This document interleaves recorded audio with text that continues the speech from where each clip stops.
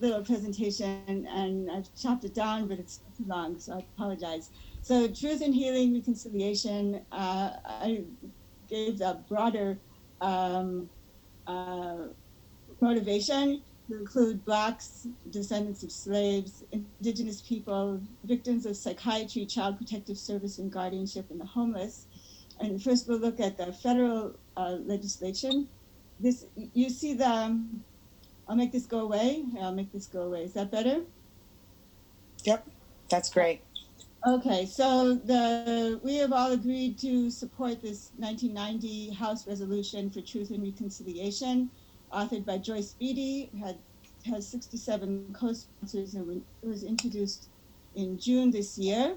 And it recognizes, I can't see everything, let's see, racism is a national public health crisis and supports the creation of a truth and reconciliation process to address historic, enduring, systemic, and structural racism against Black folk. Here, let me see. Not here. And there's a concurrent resolution that was introduced on the same day by House Representative Barbara Lee, which has 169 co-sponsors urging the establishment of the United States Commission on Truth, Racial Healing, and Transformation. You can see that the support, I guess, in principle, is larger than the support for the fine print. And there's a reparations bill from the House that was introduced almost 2 years ago in January 2019 by Sheila Jackson, Democrat from Texas, and it has the same number of 169 co-sponsors.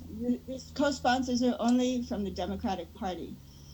And there's also a Senate Reparations Commission bill that was introduced by Senator Cory Booker.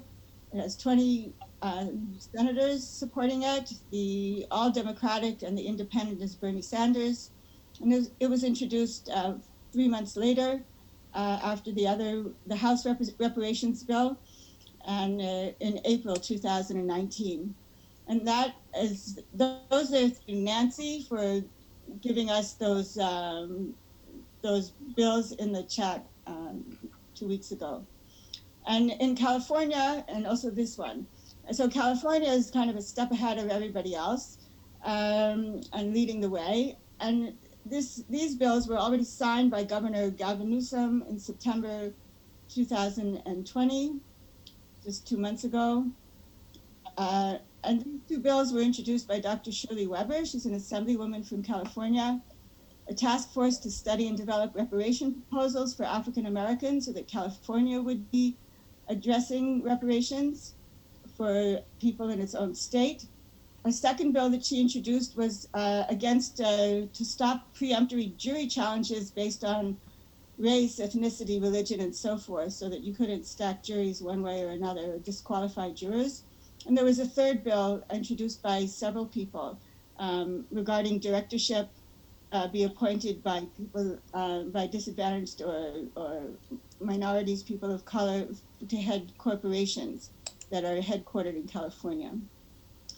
And then Maine is the only state in this country, and thank you, Kathy, for Dawnland, which I thought was marvelous. And there's Maine in 2011, 6 governments signed a declaration of intent to create a Maine-Wabanaki Truth and Reconciliation process. 6 governments. One is the U.S. Maine government, the state, and this beautiful signing ceremony that had so much optimism to address the cultural genocide that has been ongoing for Indigenous people, not only in Maine, but in different places in the country. But the Maine Truth and Reconciliation Commission was with the state child welfare and the Wabanaki coalition of 5 remaining tribes. And these are the 5 commissioners who led a 3-year process in Maine, including the Secretary of State, the State Secretary of Maine. And this is some shots from Dawnland, the trailer, and I really warmly recommend watching that movie if you can, the documentary. And there were 200 testimonies gathered in various ways, some publicly, some privately, where people didn't want to share their stories publicly. They could submit it in writing. They didn't have to do it orally. There were many ways to submit testimonies. And finally, they commission issued its report in June 2015. So it was in progress for 3 years. Someone commented that white people like documents. And before it was actually issued in February 2015, there was a request from two tribal representatives to the legislature in Maine, and Maine is the only state in the union that has tribal representatives in its legislature, to implement the recommendations. There were 8 recommendations of the commission, mainly for reform and for respect of tribal sovereignty. Well, that same month, 2 Indigenous representatives left the legislature, and in April 2015, the governor rescinded his declaration of intent because there were problems over fisheries and water and public health funding and other issues. And he also rescinded his support for the Truth and Reconciliation Commission, which had completed its work. His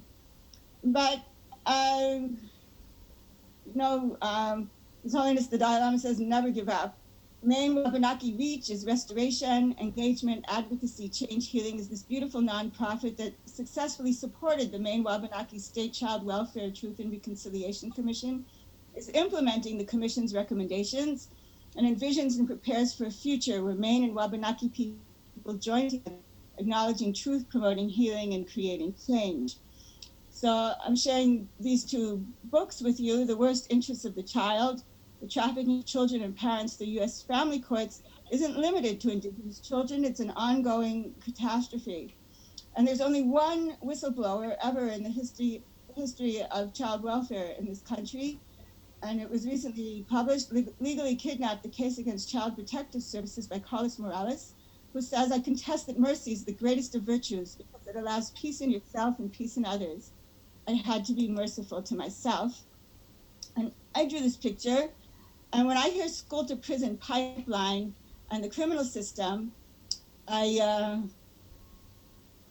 bad as it is, there are, there's life in prison and there's death row. However, there's also paroles. But there's a no exit life without human rights for people labeled with disabilities. And it starts with very special ed into these pipelines of mental health, foster care, and adoption and developmental disabilities. And not shown here are the elderly and adult protective services that can also be removed from their homes and their families. And Carlos Morales tells us that foster families get more money if a kid has more disabilities. There are 13 disabilities, and 6 of them are invisible and can be assigned to anyone up to age 21. So we can actually label a person at age 18 developmentally disabled from early childhood, even though they might not be developmentally disabled, and then warehouse them for life.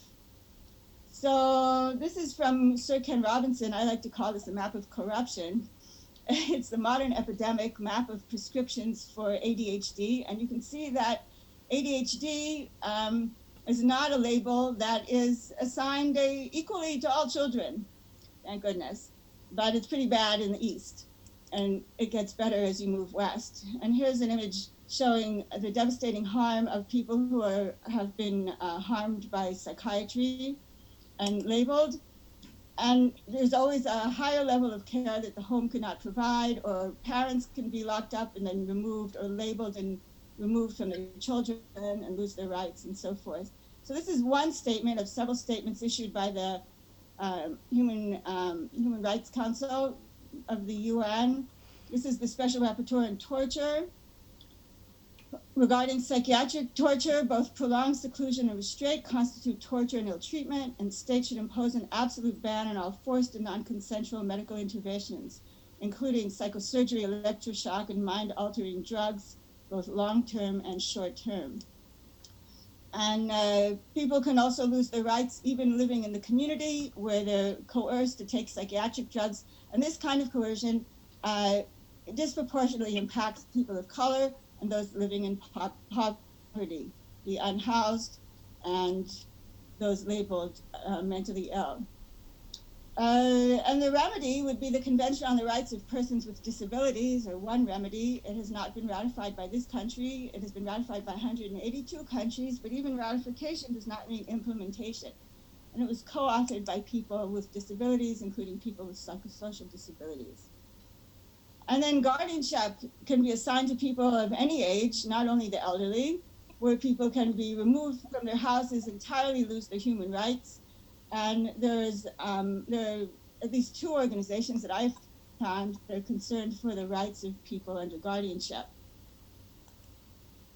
And then last but not least, the homeless.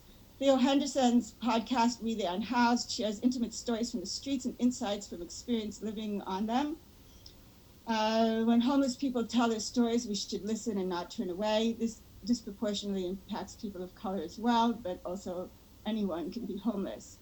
So this is how the system works and needs structural healing from the heart.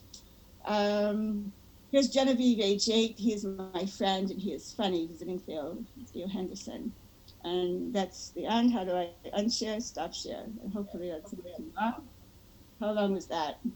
Thank you. Thank you for that.